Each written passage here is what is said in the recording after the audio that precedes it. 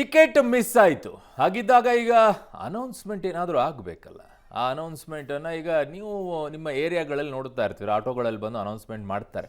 But ಇದು ಅದಂಗಲ್ಲ, ಇದು ticket miss ಆಗಿರುವಂಥವರು ಮಾಡುವಂಥ ಅನೌನ್ಸ್ಮೆಂಟು. ಈ ಅನೌನ್ಸ್ಮೆಂಟ್ ಏನು ಅನ್ನೋದು ಈ ಸಂಡೇ ಗೊತ್ತಾಗುತ್ತೆ, ಅದು ಮಂಡ್ಯದ ವಿಚಾರದಲ್ಲಿ. ಸೊ ಸುಮಲತಾ ಅವರಿಗೆ ಟಿಕೆಟ್ ಮಿಸ್ ಆದ ನಂತರ ಈಗ ಸುಮಲತಾ ಅಂಬರೀಶ್ ಅವರ ನಡೆ ಏನು?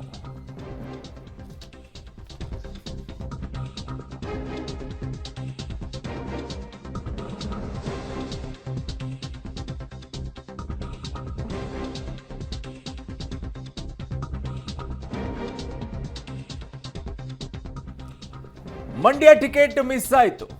ಸುಮಲತಾ ಅಂಬರೀಶ್ ಅವರ ನಡೆ ಏನು? ಬೆಂಗಳೂರಲ್ಲಿ ಇವತ್ತು ಬೆಂಬಲಿಗರು ಅಭಿಮಾನಿಗಳ ಜೊತೆಗೆ ಸಭೆಯನ್ನ ಮಾಡ್ತಾರೆ. ಅದಾದ ನಂತರ ಮೈತ್ರಿಗೆ ಸಹಕಾರವನ್ನ ಕೊಡ್ತಾರೋ ಅಥವಾ ಮೈತ್ರಿಯ ವಿರುದ್ಧ ಬಂಡಾಯದ ಬಾವುಟವನ್ನ ಹಾರಿಸ್ತಾರೋ, ಮಂಡ್ಯದಲ್ಲಿ ನಿರ್ಧಾರ ಮಾಡ್ತೀನಿ ಅಂತ ಘೋಷಣೆಗೆ ಹೋಗಿದ್ದಾರೆ. ಸೊ ಇವತ್ತು ಸೆಮಿಫೈನಲ್, ನಾಳೆ ಫೈನಲ್. ಸಂಡೇ ಅನೌನ್ಸ್ಮೆಂಟ್ ಮಾಡ್ತೀನಿ ಅಂದಿದ್ದಾರೆ. ಅದು ಮಂಡ್ಯಕ್ಕೆ ಹೋಗಿನೇ ನಾನು ಅನೌನ್ಸ್ಮೆಂಟ್ ಮಾಡ್ತೀನಿ, ಅಲ್ಲಿಂದನೇ ಅನೌನ್ಸ್ ಮಾಡ್ತೀನಿ ಅಂತ ಹೇಳಿದ್ದಾರೆ. ಸೊ ಹಾಗಾಗಿ ಮೈತ್ರಿಗೆ ಸಹಕಾರ ಕೊಡ್ತಾರೋ, ಮೈತ್ರಿಯ ವಿರುದ್ಧ ಬಂಡಾಯ ಹೇಳ್ತಾರೋ, ಕಾದು ನೋಡುವ ತಂತ್ರಕ್ಕೆ ಇಲ್ಲಿಯವರೆಗೂ ಸುಮಲತಾ ಅವರು ಇದ್ರು. ಸೊ ಈಗ ಕಾದು ನೋಡಿ ಆಯಿತು, ನಾಳೆ ಘೋಷಣೆಯನ್ನ ಮಾಡ್ತೀನಿ ಅಂತ ಹೇಳಿದ್ದಾರೆ.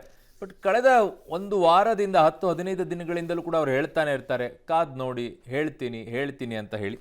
ಬಟ್ ಈಗ ಸದ್ಯಕ್ಕೆ ಫೈನಲಿ ಒಂದು ಡೇಟ್ ಅಂತೂ ಫಿಕ್ಸ್ ಮಾಡಿದರೆ, ಅದು ನಾಳೆಗೆ. ಕಾರಣ ಕೊನೆಯದಾಗಿ ಈಗ ನಾಮಪತ್ರ ಸಲ್ಲಿಸೋಕ್ಕೂ ಕೂಡ ಸಮಯ ಮುಗಿಯೋಕೆ ಬರುವಂತಹ ಸಂದರ್ಭ. ಹಾಗಾಗಿ ಫೈನಲ್ ಡಿಸಿಷನನ್ನು ತಗೊಳ್ಬೇಕಲ್ಲ, ಅದಕ್ಕೆ ನೋಡಬೇಕು. ಬಟ್ ಬಹಳ ಚರ್ಚೆಗೆ ಒಳಪಡ್ತಾ ಇರೋದೇನು ಅಂತಂದರೆ, ಕಳೆದ ಬಾರಿ ನಿಮ್ಮ ಸ್ಕ್ರೀನ್ ಮೇಲೂ ಕೂಡ ಒಂದಿಷ್ಟು ಪಾಯಿಂಟ್ಸ್ಗಳನ್ನು ಹಾಕ್ತಾ ಇದ್ದೀವಿ, ಅದನ್ನು ಕೂಡ ಹೇಳ್ತೀನಿ ನಿಮಗೆ. ಫೈನಲಿ ಕಳೆದ ಬಾರಿ ಏನಾಗಿತ್ತು ಅಂತಂದರೆ, ಕಾಂಗ್ರೆಸ್ ನಾವು ಬೆಂಬಲವನ್ನು ಕೊಟ್ಟಿದ್ವಿ ಅನ್ನುವಂಥದ್ದನ್ನು ಸಿದ್ದರಾಮಯ್ಯನವರು ಹೇಳಿದರು. ಸೊ ಈಗ ಅದರ ಋಣ ಸಂದಾಯವನ್ನು ಸುಮಲತಾ ಅವರು ಮಾಡ್ತಾರಾ ಅನ್ನುವಂಥ ಚರ್ಚೆ ಬಹಳ ಕಾಂಗ್ರೆಸ್ ವಲಯದಲ್ಲಿ ನಡೀತಾ ಇದೆ. ಅಂದರೆ ಕಾಂಗ್ರೆಸ್ಗೆ ಋಣ ಸಂದಾಯವನ್ನು ಮಾಡುವಂಥ ಕೆಲಸಕ್ಕೆ ಮುಂದಾಗ್ತಾರೆ ಸುಮಲತಾ ಅವರು ಅನ್ನುವಂಥದ್ದು. ಬಂಡಾಯ ಘೋಷಿಸದೆ JDSಗೆ ಬೆಂಬಲ ಘೋಷಣೆ ಮಾಡಬಹುದು. BJP ನಾಯಕರ ಸಂಧಾನಕ್ಕೆ ಒಪ್ಪದೆ ಮಂಡ್ಯದಲ್ಲಿ ಬಂಡಾಯ ಸ್ಪರ್ಧೆ ಮಾಡಬಹುದು. ಬಟ್ ಆ ಹೆಜ್ಜೆಯನ್ನು ಇಡ್ತಾರೋ ಇಲ್ಲೋ ಅನ್ನುವಂಥದ್ದು ಸ್ವಲ್ಪ ಡೌಟ್ ಅನಿಸುತ್ತೆ. ಕುಮಾರಸ್ವಾಮಿ ಮೇಲಿನ ಕೋಪಕ್ಕೆ ಪ್ರಚಾರ ಮಾಡದೆ ತಟಸ್ಥವಾಗಿ ಇರಬಹುದು. ಇಟ್ಸ್ ಆಪ್ಷನ್ ಓಪನ್ ಇದೆ.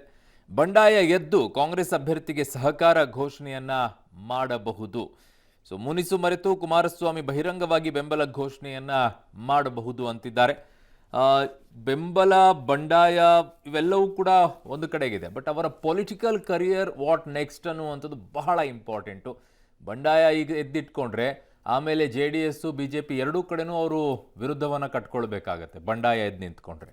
ಹಾಗಾಗಿ ಓನ್ಲಿ ದಾರಿ ಇರೋದು ಕಾಂಗ್ರೆಸ್ ಕಡೆಗಾಗತ್ತೆ. ಸೊ ಹಾಗಾಗಿ ಬರೀ ಕಾಂಗ್ರೆಸ್ ದಾರಿಯನ್ನು ಮಾತ್ರ ನೋಡ್ತಾರೋ, ಇಲ್ಲ BJP JDS ಕಡೆಗೆ ಎರಡೂ ದಾರಿ ನಂಗೆ ಓಪನ್ ಅಪ್ ಇರುತ್ತೆ ಅಂತ ಹೇಳ್ಬಿಟ್ಟು ತಟಸ್ಥವಾಗಿರ್ತಾರೋ, ಅಥವಾ ಮೈತ್ರಿಗೆ ಬೆಂಬಲ ಕೊಡೋಣ ಅಂತ ಇರ್ತಾರೋ, ಅಥವಾ ಕಳೆದ ಬಾರಿ ನಾನು ಗೆಲ್ಲಕ್ಕೆ ಕಾಂಗ್ರೆಸ್ ನನಗೆ ಬೆಂಬಲ ಕೊಟ್ಟಿತ್ತು ಹಾಗಾಗಿ ಋಣ ಸಂದಾಯ ಮಾಡೋಣ ಅಂತಾರೋ ನೋಡಬೇಕು.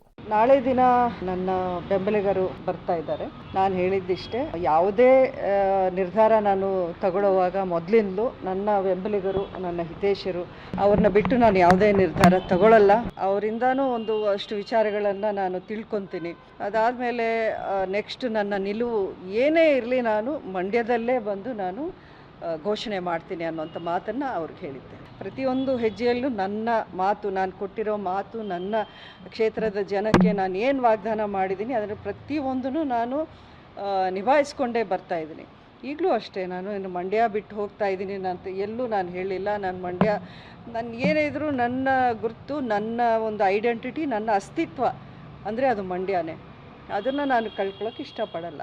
ಭೇಟಿಗೆ ನಂದೇನೂ ಆಕ್ಷೇಪನೂ ಇಲ್ಲ, ಅದರಲ್ಲೇನು ನನಗೇನು ತೊಂದರೆನೂ ಇಲ್ಲ. ಭೇಟಿ ಮಾಡೋದು ಯಾರೇ, ಇದು ಅಂಬರೀಷ್ ಅವ್ರ ಮನೆ, ಯಾರೇ ಬಂದ್ರೂ ಅವ್ರಿಗೆ ಯಾವ ರೀತಿ ಗೌರವ ಕೊಟ್ಟು ನಾವು ರಿಸೀವ್ ಮಾಡ್ತೀವಿ ಅನ್ನೋದು ಈಗಲ್ಲ, ಮೊದಲಿಂದ ಅದನ್ನೇ ನಾವು ನೋಡಿ ಕಲಿತು ಬಂದಿರೋದು. ನಮ್ಮ ಮನೆಗೆ ಯಾರೇ ಬಂದ್ರೂ ನಮಗೆ ಅದು ಸ್ವಾಗತನೇ, ಅವ್ರಿಗೆ ಅಷ್ಟೇ ಗೌರವದಿಂದ ನಾವು ರಿಸೀವ್ ಮಾಡ್ತೀವಿ. ರೈಟ್, ಡೀಟೇಲ್ಸ್ ಕೊಡ್ತಾರೆ. ನೇರ ಸಂಪರ್ಕದಲ್ಲಿ ಜಾಯ್ನ್ ಆಗ್ತಾ ಇದ್ದಾರೆ ಶ್ರೀನಿವಾಸ್. ಬಹಳ ಕುತೂಹಲ ಇರೋದು ಸುಮಲತಾ ಅವರ ನಡೆ ವಿಚಾರ. ಈಗ ವಿಜೇಂದ್ರ ಅವರ ಭೇಟಿಯ ನಂತರ ಸುಮಲತಾ ಅವರ ನಿರ್ಧಾರದಲ್ಲಿ ಸ್ಪಷ್ಟತೆ ಏನಾದರೂ ಸಿಗ್ತಾ ಇದೆಯಾ ಈ ಕ್ಷಣಕ್ಕೆ, ಅಥವಾ ಸ್ಪಷ್ಟತೆಗೆ ನಾವು ವೇಟ್ ಮಾಡಲೇಬೇಕು ನಾಳೆ ತನಕ ಅನ್ನೋ ಸ್ಥಿತಿನ ಇನ್ನೂ ಕೂಡ? ಮಮತಾ ಇನ್ನೂ ಸುಮಲತಾ ಅವರ ನಿಲುವು ಏನು ಅನ್ನುವಂಥದ್ದು ಎಲ್ಲೂ ಕೂಡ ಸ್ಪಷ್ಟಪಡಿಸಿಲ್ಲ. ನಿನ್ನೆ ಕೂಡ ನಾನು ಮಂಡ್ಯದಲ್ಲಿ ನನ್ನ ನಿರ್ಧಾರವನ್ನ ಘೋಷಣೆ ಮಾಡ್ತೀನಿ ಅನ್ನುವಂಥ ಮಾತುಗಳನ್ನ ಹೇಳಿದ್ದಾರೆ. ಹಾಗಾಗಿ ಇವತ್ತು ಬೆಂಗಳೂರಿನಲ್ಲಿ ತಮ್ಮ ಬೆಂಬಲಿಗರು ಮತ್ತೆ ಕಾರ್ಯಕರ್ತರ ಸಭೆಯನ್ನ ಸುಮಲತಾ ಅವರು ಕರೆದಿದ್ದಾರೆ. ಅಲ್ಲಿ ಅಭಿಪ್ರಾಯಗಳನ್ನ ಸುಮಲತಾ ಅವರು ಸಂಗ್ರಹ ಮಾಡ್ತಾರೆ. ನಿನ್ನೆ ವಿಜಯೇಂದ್ರ ಅವರು ಅವ್ರ ಜೊತೆ ಮಾತುಕತೆಯನ್ನಾಡಿ ನಿಮ್ಮ ಸಹಕಾರ ಪಕ್ಷಕ್ಕೆ ಬೇಕು, ಮೈತ್ರಿಗೆ ಬೇಕು ಅನ್ನುವಂತಹ ಸಹಕಾರವನ್ನ ಕೋರಿದ್ದಾರೆ. ಹಾಗಾಗಿ ಸುಮಲತಾ ಅವರ ನಿಲುವು ಕುತೂಹಲ ಮೂಡಿಸಿದೆ. ಸುಮಲತಾ ಅವ್ರ ಮುಂದೆ 3-4 ಆಪ್ಷನ್ಗಳು ಇರಬಹುದು. ಒಂದು ಬಂಡಾಯವಾಗಿ ಅವರು ಸ್ಪರ್ಧೆ ಮಾಡಬಹುದು, ಬಿಜೆಪಿಯಿಂದ ಟಿಕೆಟ್ ಕೊಡದೇ ಇರೋದ್ರಿಂದ. ಸೊ ಅವ್ರು ಒಂದ್ ವೇಳೆ ಬಂಡಾಯ ಸ್ಪರ್ಧೆ ಮಾಡಿದ್ರೆ ಅದು ಮೈತ್ರಿ ಅಭ್ಯರ್ಥಿಗೆ ಅಲ್ಲಿ ಸಮಸ್ಯೆ ಆಗುತ್ತೆ ಅನ್ನುವಂಥದ್ದು.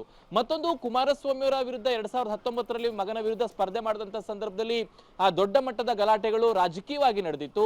ಹಾಗಾಗಿ ಬಿಜೆಪಿ ಸಹಕಾರ ಕೋರಿರೋದ್ರಿಂದ ಒಂದ್ ವೇಳೆ ಏನಾದ್ರೂ ಸುಮಲತಾ ಅವರು ಕುಮಾರಸ್ವಾಮಿಗೆ ಬೆಂಬಲ ಕೊಡಬಾರ್ದು ಅನ್ನೋದಾದ್ರೆ ಚುನಾವಣೆಯಲ್ಲಿ ತಟಸ್ಥ ಆಗಬಹುದು, ಅಥವಾ ಕಾಂಗ್ರೆಸ್ ಅಭ್ಯರ್ಥಿಗೂ ಕೂಡ ಬೆಂಬಲವನ್ನ ಕೊಡಬಹುದು. ಸೊ ಈ ರೀತಿಯಾದಂತಹ 3-4 ಆಯ್ಕೆಗಳು ಸುಮಲತಾ ಅವರ ಮುಂದೆ ಇದೆ. ಆದ್ರೆ ಅವರ ನಿಲುವು ಏನು ಅನ್ನುವಂಥದ್ದು ಇವತ್ತಿನ ಸಭೆಯಲ್ಲಿ ಬೆಂಬಲಿಗರು ಮತ್ತು ಕಾರ್ಯಕರ್ತರ ಜೊತೆ ಚರ್ಚೆ ಮಾಡಿ ನಿರ್ಧಾರ ಮಾಡ್ತಾರೆ. ಆದ್ರೆ ಇವತ್ತು ಪ್ರಕಟ ಮಾಡೋದಿಲ್ಲ. ಅವರೇ ನಿನ್ನೆ ಹೇಳಿದ್ದಾರೆ, ನನ್ನ ನಿರ್ಧಾರ ಏನೇ ಇದ್ರೂ ಕೂಡ ಅದನ್ನ ಮಂಡ್ಯದಲ್ಲಿ ನಾನು ಪ್ರಕಟ ಮಾಡ್ತೀನಿ ಅಂತ. ಹಾಗಾಗಿ ಇವತ್ತು ಕಾರ್ಯಕರ್ತರು, ಅಭಿಮಾನಿಗಳ ಒಂದು ಅಭಿಪ್ರಾಯಗಳನ್ನ ಸಂಗ್ರಹ ಮಾಡಿ ಬಹುಶಃ ನಾಳೆ ಮಂಡ್ಯದಲ್ಲಿ ತಮ್ಮ ನಿಲುವನ್ನ ಸ್ಪಷ್ಟಪಡಿಸುವಂತ ಸಾಧ್ಯತೆ ಇದೆ.